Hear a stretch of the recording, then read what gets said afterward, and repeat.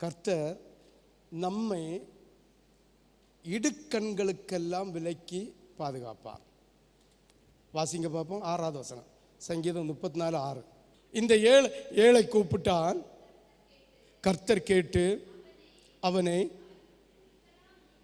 அவனுடைய இடுக்கண்களுக்கெல்லாம் நீங்களாக்கி ரட்சித்தார். ஆமென். இந்த ஏழை கர்த்தரை நோக்கி கூப்பிட்டான். உலகத்தில் ஏழை நிறைய பேர் இருக்கிறேன் இல்லையா? குஷ்டரோகம் உள்ளவன் ஏழையா இருக்கிறான், வேலை செய்ய முடியாதவன் ஏழையா இருக்கிறான், தரித்திரனாக இருக்கிறவன் ஏழையா இருக்கிறான். ஆண்டவர் இந்த ஏழையை பற்றி சொல்லலை. இந்த ஏழை கூப்பிட்டான். ஆண்டவருடைய வலது பக்கத்தில் நிற்பதற்கு தகுதி உள்ள ஒரு ஏழைக்கு, சிறியவனுக்கு எதை செய்தியோ அது கர்த்தருக்கு செய்தது. அப்ப இந்த ஏழை ரட்சிப்பு அடைந்தவனா அடையாதவனா? இந்த ஏழை கூப்பிட்டான், கர்த்தர் பதில் கொடுத்து எல்லா இடுக்கண்களுக்கும் விலக்கி தப்பு வித்து பாதுகாக்கிறான். அப்ப இந்த ஏழை இந்த உலகத்தில் இருக்கிற ஏழை அல்ல, தரித்திரன் அல்ல. ஆண்டவருடைய நாமத்தை பிரதிபலிக்கிறது நிமித்தம் ஆண்டவருடைய சமூகத்தில் ஏழை லாசரை நம்ம வச்சுக்கலாம்.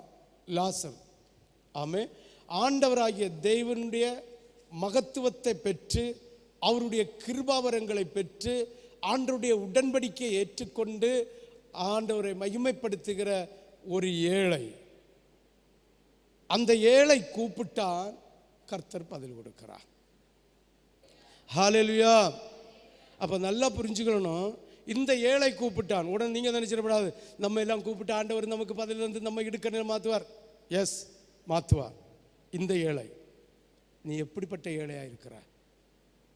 மனஸ்பாவத்தில் ஏழையா இருக்குதா? ஸ்பாவத்தில் ஏழையா இருக்கிறதா? இருதயத்தில் ஏழையா இருக்கிறதா? அடுத்தவங்களுக்கு கொடுக்கறதுல நீ வள்ளலா இருக்குதியா? இப்படிப்பட்ட ஸ்பாவம், இயேசுக்கு ஸ்பாவம் எப்படி இருந்ததோ அதே போல தாவீது இருந்து ஆண்டவர்கிட்ட சொல்லுகிறார், இந்த ஏழை கூப்பிட்டேன், கர்த்தர் கேட்டு அவனை அவனுடைய இடுக்கண்களுக்கெல்லாம் நீங்களாக்கி ரட்சித்தார். அப்ப இந்த கூப்பிட்டவன் ரட்சிக்கப்பட்டவனா இல்லையா? இயேசுவை சொந்த ரட்சகராக ஏற்றுக்கொண்டு உள்ளத்தின் ஆழத்திலிருந்து அறிக்கை இடுகிறவன் ரட்சிக்கப்பட்ட, அப்படியே இருந்துக்கா, ரட்சிக்கப்பட்டான். இது சரிதானே? உண்மையா இல்லையா? உண்மை, 100 உண்மை. இதில் எந்த மாற்றம் இல்லை. இயேசுன்னா யாரு? எங்க இருக்கு வார்த்தை? யோவான் எழுதின சுவிசேஷம் 1வது அதிகாரம் 1-2 வாசித்துட்டு அப்படியே 14வது வசனம் நினைக்கி வாசிங்க. ஆதியிலே வார்த்தை இருந்தது, அந்த வார்த்தை தேவனிடத்தில் இருந்தது, அந்த வார்த்தை தேவனாய் இருந்தது, அந்த வார்த்தை தேவனோடு இருந்தார். அடுத்து அப்படியே நம்ம கூட வருது, அவரே இல்லாமல் ஒன்றும் சிருஷ்டிக்கப்படலை. அப்படி இப்படின்னு வந்து ஒரு 14வது வசனமா 14 வாசி. அந்த வார்த்தை மாம்சமாகி கிருபையினாலும் சத்தியத்தினாலும் நிறைந்தவராய், அப்ப கிருபையும் சத்தியமும் நிறைந்த இயேசுவாய் இன்னும் நம்மோடு வாசம் செய்கிறார். ஆமென். அப்ப இயேசுனா யாரு? வார்த்தை. இந்த வார்த்தை எப்படி இருக்கிறது? சத்தியமும் கிருபையும் நிறைந்தவராய் இருக்கிறார். இந்த வார்த்தை எங்க இருக்கு? நம்ம கையில் கொடுத்திருக்கிற 66 புஸ்தகம். அப்ப இந்த 66 புஸ்தகத்தில் சொல்லப்பட்ட வார்த்தையின்படி ஒருவன் நடந்து, ஒருவன் உடுத்து, ஒருவன் பேசி, ஒருவன் உட்கார்ந்து, ஒருவன் எழுந்திருச்சு, ஒருவன் புசித்து ஆண்டவரை மகிமைப்படுத்துகிறவன் ரட்சிக்கப்பட்டான். இப்ப யாரெல்லாம் ரட்சிக்கப்பட்டீங்க? இந்த உலகத்தில் சொல்லிய மாதிரி இல்லை. கர்த்தராகிய இயேசு கிறிஸ்துவை நம்மளை ஏற்றுக்கொண்டது நிமித்தம், உள்ளத்தில் ஆழத்தில் இருந்து அவரை அறிக்கையிடுகிறது நிமித்தம் நான் ரட்சிக்கப்பட்டேன் என்று சொல்லுகிறதல்ல. இயேசு என்கிற வார்த்தை, அந்த வார்த்தை கிருபையினாலும் சத்தியத்தினாலும் நிறைந்திருக்கிற அந்த வார்த்தையை படித்து, அந்த வார்த்தையின்படி உடுத்து, அந்த வார்த்தையின்படி நடந்து, அந்த வார்த்தையின்படி பேசி, அந்த வார்த்தையின்படி பார்த்து அவருடைய சாயலில் நீ இருந்தா ரட்சிக்கப்பட்ட. ஒவ்வொரு நாளும் அதிகாலை ஜெபம் பண்ணும்போது நம்மளை பரிசோதனை பண்ணணும். நான் 30 வருஷத்துக்கு முன்னே ரட்சிக்கப்பட்டேன்னு வச்சுங்களா, இன்னைக்கு நான் இடுக்கன் செய்கிறவனாக இருந்தால் ரட்சிக்கப்பட்டேனா? 30 வருஷத்துக்கு முன்னே நான் ரட்சிக்கப்பட்டேன். அதான் ஆண்டவர் வார்த்தையின்படி நான் ஏற்றுக்கொண்டு ஆண்டவரேன்னு விழிக்கேன். நான் இன்னைக்கு இடுக்கன் செய்கிறவனா இருந்தால் எனக்கு ரட்சிப்பு இருக்கா? இல்லை. புரியுதா உங்களுக்கு? அனுதினமும் ரட்சிக்கப்படணும். ஒரு நாள் இடுக்கன் செய்த முகத்தோட இருதயத்தோட நீ காலத்தை வெளியில் வாரனாலே உன்னை ரட்சிப்பு முடிஞ்சு போச்சுன்னு அர்த்தம். ஆமே. ஆனால் தாவீது சொல்கிறான், இந்த ஏழை யாது ஏழை மொத்த பரிசுத்தமும் அதில் வருது. ஆண்டவராகிய தேவனுடைய சமூகத்தில் வெள்ளை சிங்காசன நியாய தீர்ப்பில் வலது பக்கத்தில் இடது பக்கத்தில் ஆத்மாக்கள் நிற்குது. நரகத்துக்கு போகிற ஆத்மாவும் நிற்குது, பரலோகத்துக்கு போகிற ஆத்மாவும் நிற்குது. ஆண்டவராகிய தேவன் சொல்லுகிறார், நான் வியாதியாக கிடந்தேன், என்னை காண வந்தார்கள். நான் வஸ்திரம் இல்லாமல் இருந்தேன், எனக்கு வஸ்திரம் கொண்டு தந்தார்கள். நான் வியாதி சிறைப்பட்டிருந்தேன், அங்கே வந்து பார்த்தார்கள். கட்டுண்டவனாக இருந்தேன், என்னை கட்ட வந்து பார்த்தார்கள் என்று சொல்லப்போ அவங்க கேட்கணும், எப்போ வந்து பார்த்தேன்னு. அப்போ தான் சொன்னார், இந்த சிறியவனுக்கு யார் பரலோகத்து போக்கு ஆயத்தப்பட்ட சிறியவன் அவன் தான் ஏழை. அப்படிப்பட்டவன் கூப்பிட்டாதான் இடுக்கண் மாறும். மற்ற எல்லா ஜனங்களையும் கர்த்தருடைய கூப்பிட்டா கர்த்தர் செவி கொடுப்பார். ஆனால் ரட்சிப்பு உடனே கிடைக்கணும்னு நினைச்சிடப்படாது. ரட்சிப்பு என்பது அனுதினமும் ரட்சிப்பு. ஒரு நாள் ரட்சிக்கப்பட்டுட்டு 4 நாள் கழிஞ்சு இடுக்கன் செய்து நம்ம மனமந்தவில் திரிஞ்சு நம்ம வார்த்தை போல் அம்மையை திட்டி, அப்பா திட்டி, அக்காளை திட்டி, அண்ணனை திட்டி, மாப்பிள்ளையை திட்டி, பொண்டாட்டியை திட்டி, சித்தப்பனை திட்டி, மக்களை திட்டி, இல்லை நாயை பேய பூவின பட்டி போல அந்த பயில இந்த பயில கூப்பிட்டா ரட்சிப்புண்டா?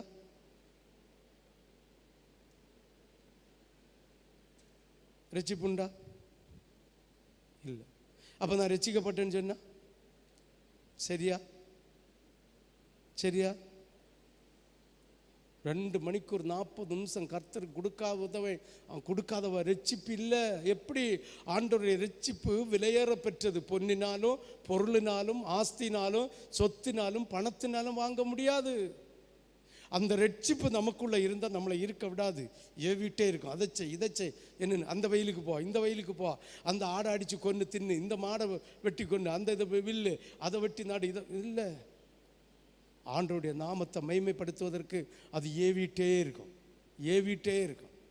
பரிசுத்த ஆவியானவர் நம்மளை அப்படியே கீ போட்டு ஆற்றிக்கிட்டே இருப்பார். அப்போ அதிகாலை எழுந்திரிச்சு ஜெபம் பண்ணி அந்த ப்ரெசன்ஸ் வந்ததும் பைபிளை கிட்ட வச்சுட்டு எழும்பி ஒரு 10-20 வசனம், அதை ஒரு அதிகாரத்தை வாசித்து அதில் ஒரு வசனம் நமக்கு படம், அதை உடனே அந்த டைரியில் எழுதி வச்சுட்டு, ஆண்டவரே இந்த வார்த்தையை சொல்லி தருங்கன்னு கேட்டால் அதுக்கு அர்த்தத்தை சொல்லி தருவாரா தரமாட்டாரா? புது ரட்சிப்பை பெற்ற பிள்ளைகளுக்கு கர்த்தராகிய தேவன் வரத்திலிருந்து வசனத்தின் மூலமாக அப்போ தான் செய்தி எடுக்க முடியும். பைபிள் காலேஜ் போகாத ஒரு கிறுக்கை வசனத்தை எடுக்கன்னா இதுதான். அனுதினமும் ரட்சிப்பை பெற்று ஆண்டுடைய சமூகத்தில் இருந்து ஆண்டவரன் கூப்பிட்டா வசனத்தினுடைய புதைல் பொருளை அவர் கரெக்டாக சொல்லி தருவார். இதை செய்யாதது உங்களுக்கு அங்கே ரட்சிப்பங்க. ரட்சிக்கப்பட்டேன்னு கை இந்த நிற்க முழங்காலில் உள்ளவியா ரட்சிக்கப்பட்டேன்னு இந்த இருந்தவியா கையை வைத்துங்க பார்ப்போம். உங்களுக்கு எங்கே ரட்சிப்பு வந்தது? எந்த பேக்கிலோடைய வந்தது? எந்த இடத்துலோடைய வந்து? கொண்ட முடியலோடைய வந்தோ, இல்லை பேக்கிலோடைய வந்தோ, இல்லை சைடு விழாயெலும்பிலோடைய வந்தோ? எங்கண்டு வந்து ரட்சிப்பு? உண்மையாக சொல்கிறேன், ஆண்டவருக்கு பாதத்திலிருந்து சொல்கிறேன், நோவா காலத்தில் ஆண்டவராகிய தேவனை ஆராதிக்கிற மகா பெரிய பலிபீடம் பலி செலுத்துகிற அந்த தீர்க்கதரிசி ஆராதனை செய்கிறவன் அவன் இவன் பெரிய பெரிய பெரிய பெரிய பெரிய தேவனுடைய பிள்ளைகள் இருந்தாங்க.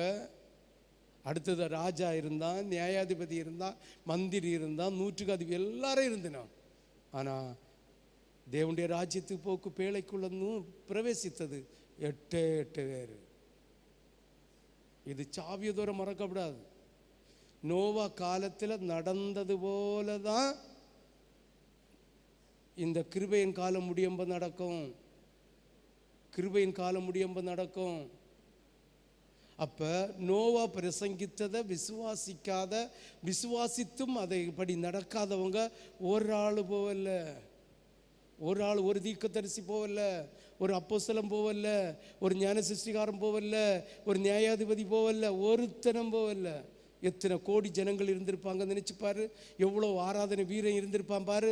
ஆண்டவருக்கு பலி செலுத்தியவன் இருந்திருப்பான், ஆண்டவரை துதிக்கவன் இருந்திருப்பான், ஆண்டவருடைய வெளிப்பாடை கண்டவன் இருந்திருப்பான், ஆண்டவருடைய தீர்க்கதரிசி இருந்திருப்பான். எங்க எல்லாம் உள்ள பிரயத்தில் செத்து போச்சு. இதே போல தான் யாருடைய காலத்தில் நடக்கும்?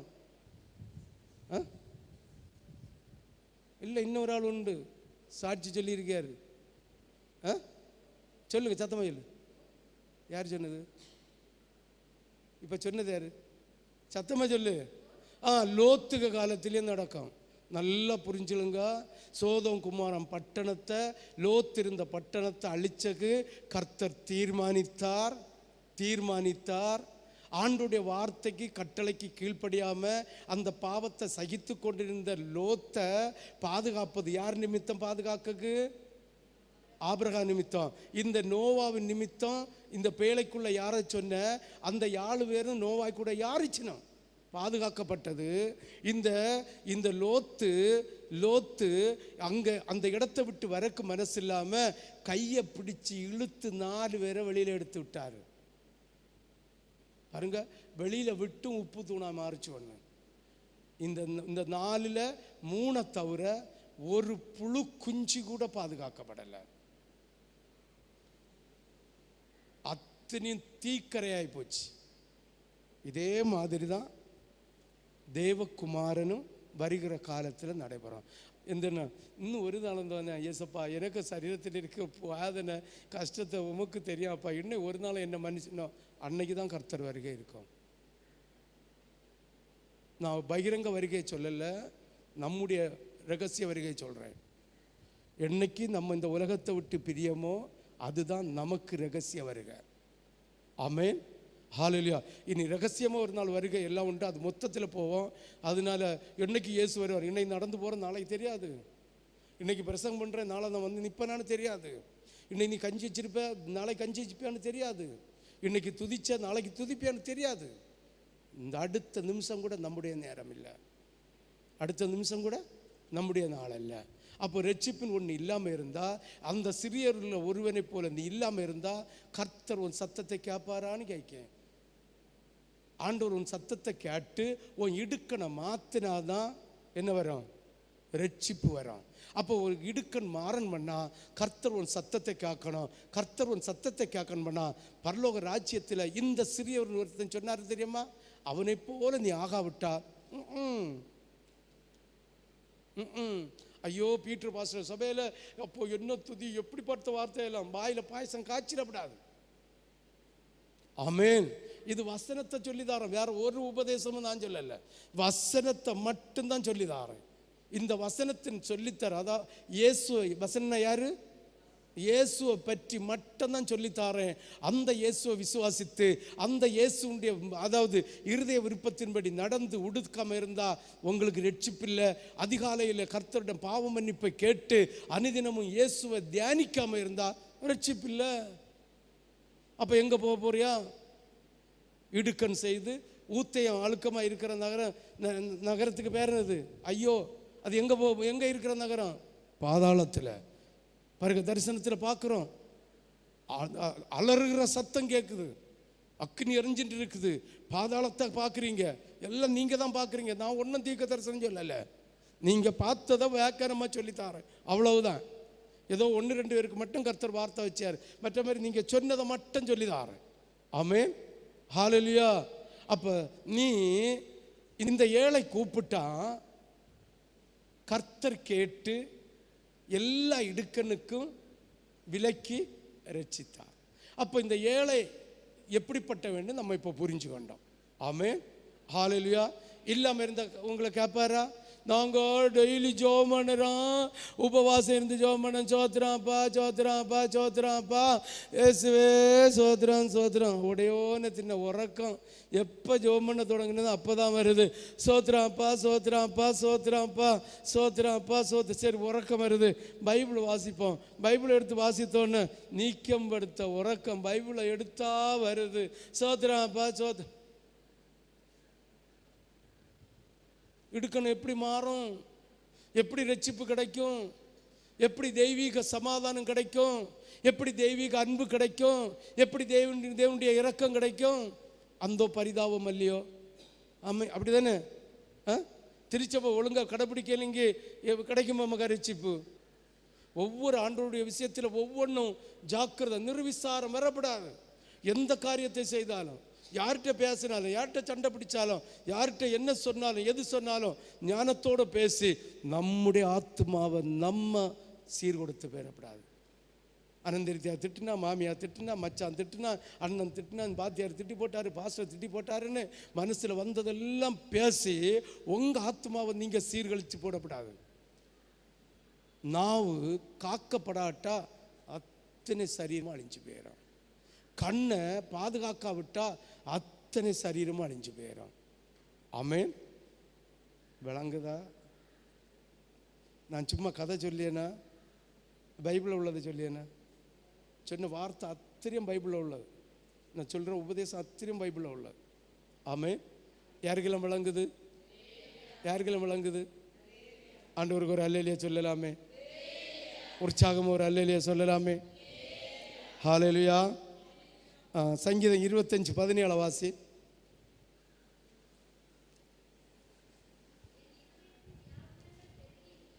என் இருதயத்தின் வியாகுலங்கள் பெருகி இருக்கிறது, என் இடுக்கண்களுக்கு. அப்ப இடுக்கண் வருதுன்னா ஆண்டவருடைய சமூகத்தில் நிற்கிற சிறியவனை போல நம்ம இல்லைன்னு அர்த்தம். ஆமென். அப்போ அதிகாலையில் நம்ம ஜெபம் பண்ணி ஆண்டவருடைய சமூகத்தில் அந்த பிரசன்ஸை வாங்கி பாவ மன்னிப்பை கேட்டுட்டு பைபிளை எடுத்து, அதான் இயேசுவை நம்ம தியானிச்சு, இயேசு யார், இயேசு எப்படிப்பட்டவர், இயேசு இந்த இடத்துல என்ன சொன்னார், யாருக்காக சொன்னார், எதுக்காக சொன்னார் என்கிற 3 விதத்தில் யோசித்து அதை தியானித்து அதை நாம் இருதயத்தில் வைத்து நம் பிள்ளைகளுக்கு கற்றுக் கொடுக்க வேண்டும். நம்ம அப்பாவுக்கு சொல்லி கொடுக்க வேண்டும், நம்ம அம்மாவுக்கு சொல்லி கொடுக்க வேண்டும், நம்ம புருஷனுக்கு சொல்லி கொடுக்க வேண்டும், நம்ம மனைவிக்கு சொல்லி கொடுக்க வேண்டும், நம்ம உற்றாருக்கு சொல்லி கொடுக்க வேண்டும். அதுக்கு தான் அழைச்சிருக்கிறார். வெள்ளை துணியை உடுத்துட்டு வந்துட்டு சோத்திரான் சோத்திரான் சோத்திரான் சோத்திரம் சொல்லிட்டு போக்கல்ல.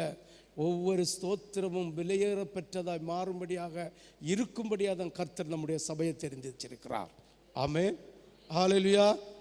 விளங்குறவங்க எல்லாம் ஒரு அல்லேலூயா சொல்லுங்க பாப்போம். ஹல்லேலூயா. 1 ராஜாக்கள் புஸ்தகம் 1வது அதிகாரம் 29-30. 1 ராஜாக்கள் 1வது அதிகாரம் 1 ராஜாக்கள் 1வது அதிகாரம் 29-30. அப்பொழுது ராஜா குமாரனாகிய சாலோமன் எனக்கு பின் அரசாண்டு அவனை என் ஸ்தானத்தில் சிங்காசனத்தின் மேல் வீற்றிருப்பான் என்று நான் உனக்கு இஸ்ரவேலின் தேவனாகிய கர்த்தர் மேல் ஆணையிட்டபடியே இன்றைக்கு செய்து தீர்ப்பேன் என்பதை என் ஆத்துமாவை எல்லா இக்கட்டுகளுக்கும். ஆமென். ஹல்லேலூயா. அதுக்கு பிறகுதான் தாவீது சமாதானத்தோட நித்திரைக்கு வரைஞ்சான். அந்த கதை தெரியுமா? பச்சைபாலு போய் சொல்ல, பச்சைபாலு கூட ஒரு தீர்க்கதரிசியம் போய் சொல்ல, அவன் இப்படியா செய்கிறான்னு சொல்லி இன்னொரு மோனை அப்சலோமா இவனை ஒரு மோனை செய்யான்னு சொல்லி அவன் அங்கே ராஜபட்டத்துக்கு அழைச்சி அங்கே ஒரு சைஸில் போவ. இவன் என்னஞ்சான், இந்த நாத்தான் வேல் தானே, நான் தமிழில் ஒரு தீர்க்கதரிசிட்டு மூலமாக அபிஷேகம் பண்ணி அனுப்பி இதை இன்னைக்கு செய்து முடிப்பேன்னு சொல்லி கர்த்தர் எனக்கு இதை உனக்கு செய்வார் என்று சொல்லி முடித்த பிறகுதான் சமாதானத்தோடு போகிறான். அது வரைக்கும் இணைஞ்சினான், இருதய வியாகுதத்தில் இருந்தான், உயிரே போகல. ஆமென். ஹல்லேலூயா. வாசி பார்ப்போம். அப்போ ஆண்டவருடைய சமூகத்தில் விண்ணப்பம் வைக்கக்கூடிய ஒரு ஒரு ஒரு ஒரு ஒரு இந்த சிறுவனாக ஒரு ஒரு ஒரு ஒரு சிறு பிள்ளையை போல நாம் ஆகாவிட்டால் கர்த்தருடைய சமூகத்தில் வைக்கிற விண்ணப்பத்திற்கு நம்முடைய இடுக்கண்கள், நம்முடைய எல்லா இக்கட்டுகளும் மாறாது சாகிறது வரைக்கும் நெஞ்சு பதப்பதே இருக்கும். எனக்கு மோ என்ன செய்வான், எனக்கு மோவா என்ன செய்வா, எனக்கு எனக்கு எனக்கு பேரப்பிள்ளை என்ன செய்யும், ஐயோ என்ன செய்வாங்க பார்த்துடுவாங்களா பார்க்க மாட்டாங்களா என்ன மனசில் அங்கலாய்ப்போட செத்து போவோம். பரலோகத்துக்கு போகாது. ஆவியின் கனி எத்தனை? ஆவியின் வரம் எத்தனை? ஆவியின் கனி முதல்ல என்னது? கலாத்தியர் எடுங்க பார்ப்போம். 5:22-23. ஆவியின் கனியோ அன்பு, சந்தோஷம். பாருங்க, அன்பு. ஒருத்தண்ட அன்பில் பாருங்க. இன்னைக்கு காலத்தை கேட்டேன், எத்தனை பேர்கிட்ட போய் சொன்னியா இந்த தரிசனம் ஆண்டவராகிய தேவன் ஞானஸ்தானம் எடுக்கல எந்த இருந்தாலும் கர்த்தருடைய சாயலில் இருக்கிற பிள்ளைகளுக்கு இந்த இடத்துல வந்து ஒருமனப்பட்ட தரிசனத்தை கொடுப்பார். ஆமே. அப்போ நீங்கள் இந்த தரிசனத்தை பெற்றீங்க, அன்பை பெற்றீங்க. இதை மற்றவர்கள் பெறணுமா வேண்டாமா? வேணுமா வேண்டாமா? அப்போ தன்னை போல் நேசிக்கிற அன்பு வேணுமா வேண்டாமா?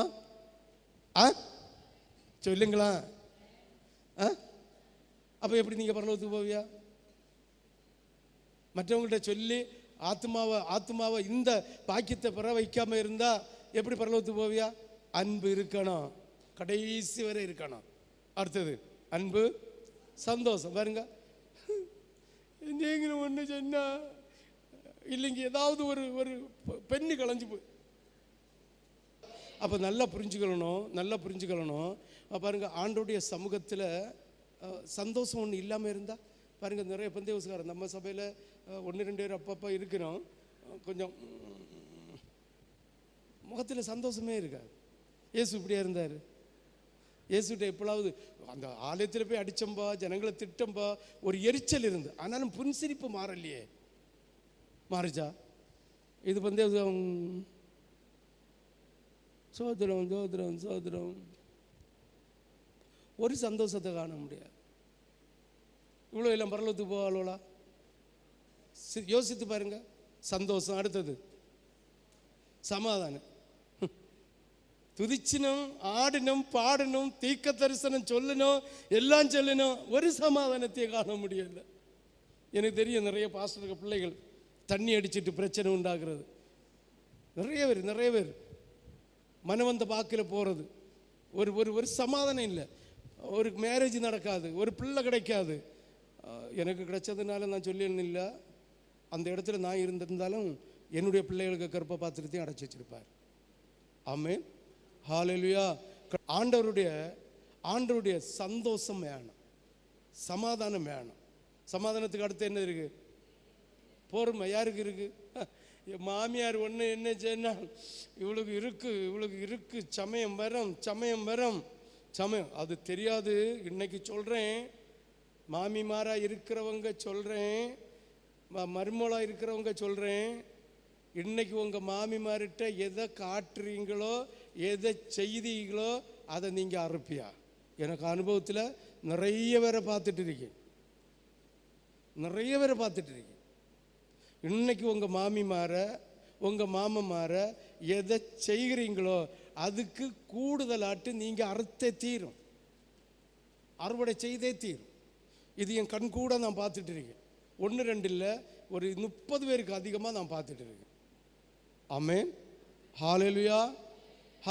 நீடிய பொறுமை இல்லாத ஒருத்தன் எப்படி பரலோகத்துக்கு போவான்? ஒரு கன்னத்தை அடித்தா மறுகன்னத்தை கொடு. ஒருவன் உன்னை திட்டுனா என்ன திட்டியாச்சு, நீ திட்டாதேன்னு சொல்கிறாரு.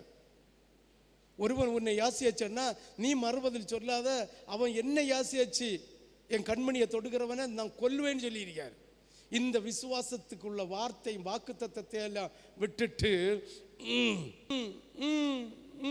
அப்போ எல்லாம் மூஞ்சியை பார்க்கணும்.